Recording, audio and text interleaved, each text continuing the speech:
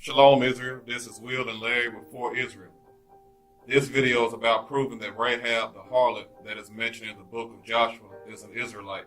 Before we begin, I want everyone to know that there is at least one more video with more information about this topic that we plan on uploading after this video. Please watch both videos. Let's get right into the information that is in this video. The first point that proves Rahab is an Israelite is that she is mentioned with a list of other Israelites that have faith in Hebrews chapter 11. Only Israelites are mentioned in the list. Let's read the scriptures about Rahab in Hebrews chapter 11 verses 30 and 31. The book of Hebrews chapter 11 verse 30. By faith the walls of Jericho fell down after they were compassed about 7 days. By faith, the harlot Rahab perished, not with them that believed not, when she had received the spies with peace. Faith without works is dead. The scripture in Hebrews chapter 11 verses 30 and 31 proves that Rahab believed and had faith. James chapter 2 verses 21 through 26 backs up Hebrews chapter 11 verses 30 and 31. James chapter 2 verse 21. Was not Abraham our father justified by works, when he had offered Isaac his son upon the altar? Seest thou how faith wrought with his works, and by works was faith made perfect? And the scripture was fulfilled, which saith, Abraham believed God, and it was imputed unto him for righteousness, and he was called the friend of God. Ye seen then how that by works a man is justified, and not by faith only. Likewise also was not Rahab the harlot justified by works, when she had received the messengers, and had sent them out another way? For as the body without the spirit is dead, so faith without works is dead also. Both are required for salvation. 2 Ezra chapter 9 verse 7 proves this. Let's read the precept. 2 Esdras chapter 9 verse 7. And everyone that shall be saved shall be able to escape by his works, and by faith, whereby ye have believed. The scripture reveals that believing is keeping the commandments. Sirach chapter 32 verses 24 proves this. The book of Sirach chapter 32 verse 24. And it reads, He that believeth in the Lord taketh heed to the commandment, and he that trusteth in him shall fare never the worse. Only Israelites keep the commandments.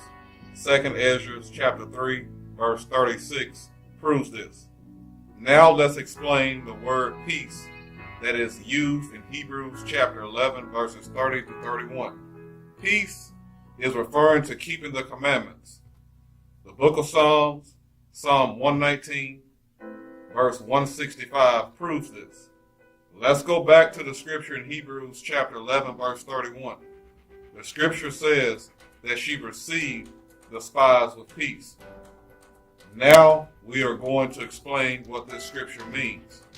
Joshua chapter 2 verses 1 through 7 tells the story.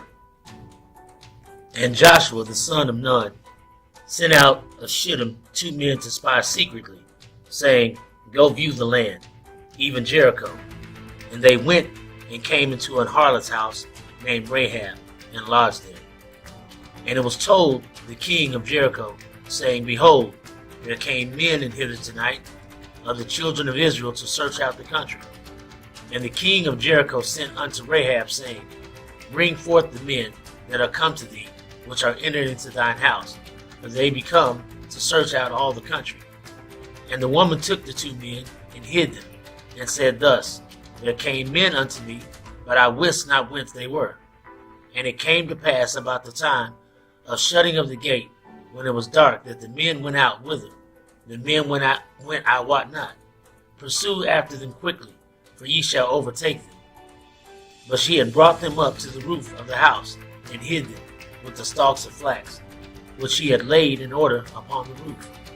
And the men pursued after them the way to Jordan, unto the fords, and as soon as they which pursued after them were gone out, they shut the gate. Rahab was keeping the law that is mentioned in Numbers chapter 35, verses 1 through 6, and verse 15. Numbers 35, verse 1. And the Lord spake unto Moses in the plains of Moab by Jordan near Jericho, saying, Command the children of Israel that they give unto the Levites of the inheritance of their possession cities to dwell in. And ye shall give also unto the Levites suburbs for the cities round about them. And the cities shall they have to dwell in, and the suburbs of them shall be for their cattle, and for their goods, and for all their beasts. And the suburbs of the cities which ye shall give unto the Levites shall reach from the wall of the city and outward 1,000 cubits round about. And ye shall measure from without the city on the east side 2,000 cubits, and on the south side 2,000 cubits, and on the west side 2,000 cubits, and on the north side 2,000 cubits. And the city shall be in the midst. This shall be to them the suburbs of the cities. And among the cities which ye shall give unto the Levites, there shall be 6 cities for refuge, which ye shall appoint for the manslayer, that he may flee thither, and to them ye shall add 42 cities. Now, verse 15. These 6 cities shall be a refuge, both for the children of Israel, and for the stranger, and for the sojourner among them, that every one that killeth any person unawares may flee thither. Let's explain how these scriptures refer to Rahab. Joshua chapter 2 verse 15 reveals that Rahab lived by the town wall. Book of Joshua chapter 2 verse 15. Then she let them down by a cord through the window, for her house was upon the town wall, and she dwelt upon the wall. Verses 3 through 5 of Numbers chapter 35 reveal that the cities of refuge were by the walls of the cities. These walls are located in the suburbs. The wall that Rahab lived in is a suburb of a city.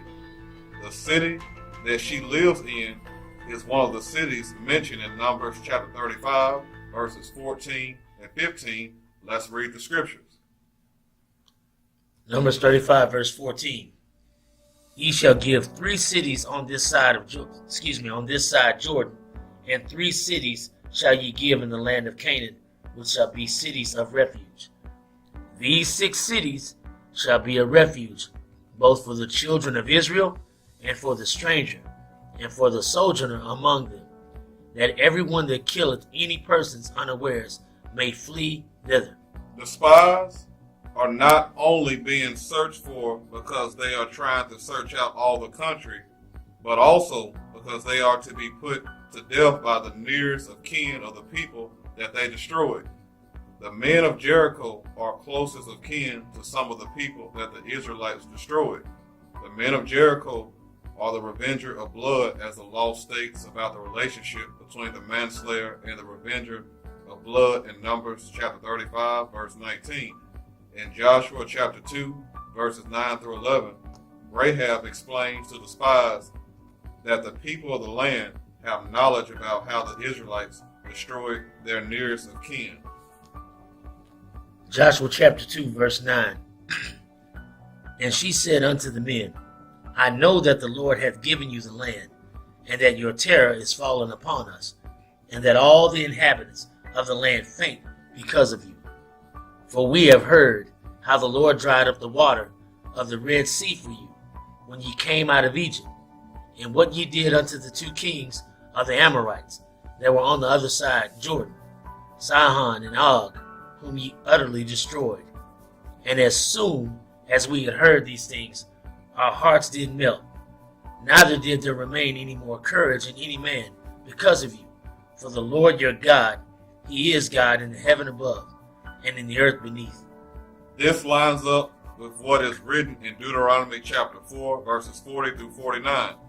Numbers chapter 35, verse 1 proves that the law about the cities of refuge were given near Jericho. That is another reason why the people have the knowledge about some of the laws. Rahab, her family, and their belongings are Hamites. Deuteronomy chapter 20, verses 10 through 18 proves this. There were certain groups of people that Israelites were allowed to save, and other groups of people that they weren't allowed to save. Let's read Deuteronomy chapter 20, verses 10 through 18 to get understanding. Deuteronomy chapter 20, verse 10. When thou comest nigh unto a city to fight against it, then proclaim peace unto it, and it shall be, if it make thee answer of peace, and open unto thee, then it shall be that all the people that is found therein shall be tributaries unto thee, and they shall serve thee. And if it will make no peace with thee, but will make war against thee, then thou shalt besiege it. And when the Lord thy God hath delivered it unto thine hands, thou shalt smite every male thereof with the edge of the sword. But the women, and the little ones, and the cattle, and all that is in the city, even all the spoil thereof, shalt thou take unto thyself, and thou shalt eat the spoil of thine enemies, which the Lord thy God hath given thee. Thus shalt thou do unto all the cities which are very far off from thee, which are not of the cities of these nations, but of the cities of these people, which the Lord thy God doth give thee for an inheritance. Thou shalt save alive nothing that breatheth, but thou shalt utterly destroy them, namely the Hittites, the Amorites, the Canaanites, the Perizzites, the Hivites, and the Jebusites, and as the Lord thy God hath commanded thee, that they teach you not to do after their abominations, which they have done unto their gods. So should ye sin against the Lord your God. When thou shalt besiege a city a long time in the making war against it, to take it, thou shalt not destroy the trees thereof by forcing an axe against them, for thou mayest eat of them, and thou shalt not cut them down, for the tree of the field is man's life, to employ them in the siege. Only the trees which thou knowest that they be not trees for meat, thou shalt destroy, and cut them down, and thou shalt build bulwarks against the city that maketh war with thee, until it be subdued. The people of Jericho fall into the category of the people mentioned in Deuteronomy chapter 20, verses 16 and 17. Joshua chapter 3, verse 10, Joshua chapter 5, verse 1, and Joshua chapter 6, verse 2, and verses 20 through 23. Rahab and her household had to be Israelites. The law about the manslayer applies to Cain too. If it is the Lord's will, we will explain it in another lesson.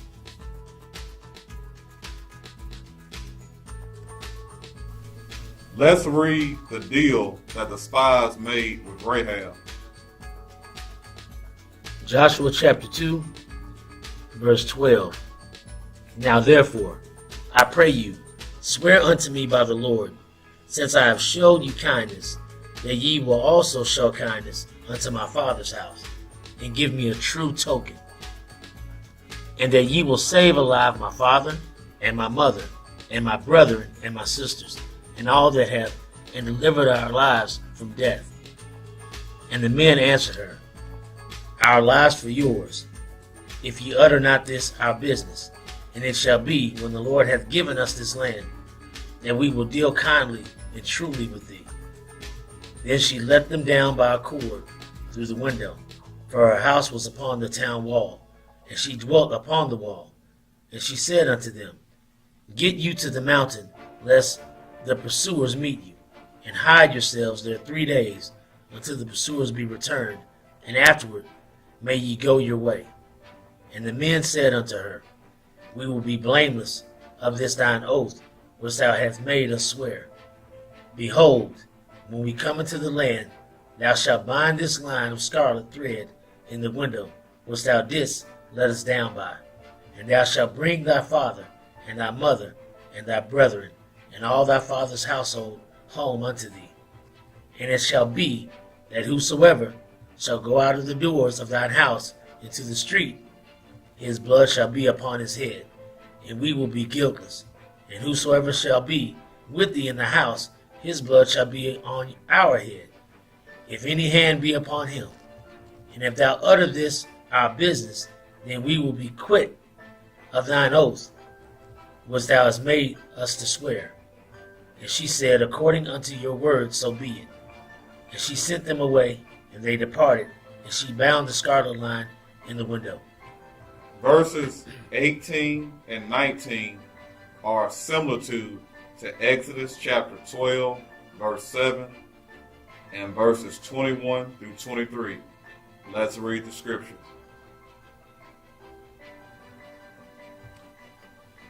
All right, Exodus 12, verse 7. And they shall take of the blood, and strike it on the two side posts, and on the upper doorpost of the houses, wherein they shall eat it. Now verses 21 through 23. Then Moses called for all the elders of Israel, and said unto them, Draw out, and take you a lamb according to your families, and kill the Passover. And ye shall take a bunch of hyssop, and dip it in the blood that is in the basin, and strike the lintel and the two side posts with the blood that is in the basin, and none of you shall go out at the door of his house until morning. For the Lord will pass through to smite the Egyptians, and when he seeth the blood upon the lintel and on the two side posts, the Lord will pass over the door, and will not suffer the destroyer to come in unto your houses to smite you. Both sets of scriptures reference Israelites needing to stay indoors during killing. The angel of the Lord did the killing in Exodus. Israelites did the killing in Joshua. In Exodus, blood was put on the lintel and the two side posts of houses of Israelites that were obeying orders to not be killed. In Joshua, a scarlet thread was to be bound in the window of the house of Israelites that were obeying orders to not be killed. They were passed over. That is what the Passover means. The Passover in Joshua also took place around the same time of year that the Passover took place in Exodus. Exodus chapter 12, verses 3 through 8, Joshua chapter 4, verses 19 through 24, and Joshua chapter 5, verses 10 through 12 prove this. Let's read how the deal was performed. Joshua chapter 6, verse 21. And they utterly destroyed all that was in the city, both man and woman, young and old, and ox and sheep and ass, with the edge of the sword. But Joshua had said unto the two men that had spied out the country, Go into the harlot's house, and bring out thence the woman, and all that she hath, as she sware unto her. And the young men that were spies went in, and brought out Rahab and her father, and her mother and her brethren, and all that she had, and they brought out all her kindred, and left them without the camp of Israel. And they burnt the city with fire, and all that was therein. Only silver, and the gold, and the vessels of brass and of iron they put into the treasury of the house of the Lord. And Joshua saved Rahab, the harlot's life, and her father's household, and all that she had, and she dwelleth in Israel even unto this day, because she hid the messengers which Joshua sent to spy out Jericho. Verse 23 mentions Rahab, her family, and her possessions being brought out of Jericho and being left outside of Israel. This was done because the Israelites were following the law mentioned in Deuteronomy chapter 23, verses 9 through 12. Let's read the scriptures. Deuteronomy chapter 23, verse 9. When the host goeth forth against thine enemies, then keep thee from every wicked thing. If there be any among you, any man that is not clean by reason of uncleanness, that chanceth him by night, then shall he go abroad out of the camp. He shall not come within the camp. But it shall be, when evening cometh on, he shall wash himself with water, and when the sun is down, he shall come into the camp again. Thou shalt have a place also without the camp, whither thou shalt go forth abroad. Verse 9 refers to Israelite warriors keeping themselves from wicked things during war. The book of Joshua, chapter 6, verses 21 through 23, shows how Israelite warriors kept themselves from Rahab, her family, and possessions because they had to be purified of their wickedness. Deuteronomy, chapter 23, verse 10 and 11, show how Rahab, her family, and her possessions had to be purified before entering the camp of Israel. Joshua chapter 6 verse 25 proves that Rahab, her family, and her possessions were purified and allowed to enter the camp of Israel. Rahab was called a harlot because other Israelites believed that she wasn't keeping the commandments. Let's prove it with precepts. Read the last verse of Genesis chapter 34. Genesis 34 and 31. And they said, should he deal with our sister as with an harlot? Simeon and Levi said this because if their sister would have married Hamor the Hivite, she would have to follow the laws of his people instead of the laws of Israel. Genesis chapter 34 verse 14 backs this point. Jeremiah chapter 3 verse 1 proves it too. Let's read the precept. Jeremiah chapter 3 verse 1. They say if a man put away his wife, and she go from him, and become another man's, shall he return unto her again? Shall not that land be greatly polluted? But thou hast played the harlot with many lovers, yet return again to me, saith the Lord. Let's give an example of someone that was believed to be a literal harlot, but wasn't. Let's read Genesis chapter 38, verses 11 through 15. Genesis 38:11. Then said Judah to Tamar, his daughter-in-law, remain a widow at thy father's house till Shelah, my son, be grown. For he said, lest peradventure he die, also as his brethren did. And Tamar went out and dwelt in her father's house. And in process of time, the daughter of Shua, Judah's wife, died. And Judah was comforted, and went up unto his sheep shearers to Timnath, he and his friend Hira the Adullamite. And it was told Tamar, saying, behold, thy father-in-law goeth up to Timnath to shear his sheep. And she put her widow's garments off from her, and covered her with a veil, and wrapped herself, and sat in an open place, which is by the way of Timnath. For she saw that Shelah was grown, and she was not given unto him to wife. When Judah saw her, he thought her to be a harlot, because she had covered her face. Rahab's name is also a similitude for harlot. Remember that people were named based on something that pertains to them. They usually weren't named randomly. Let's prove that Rahab means harlot. Psalm 87 verse 4. I will make mention of Rahab and Babylon to them that know me.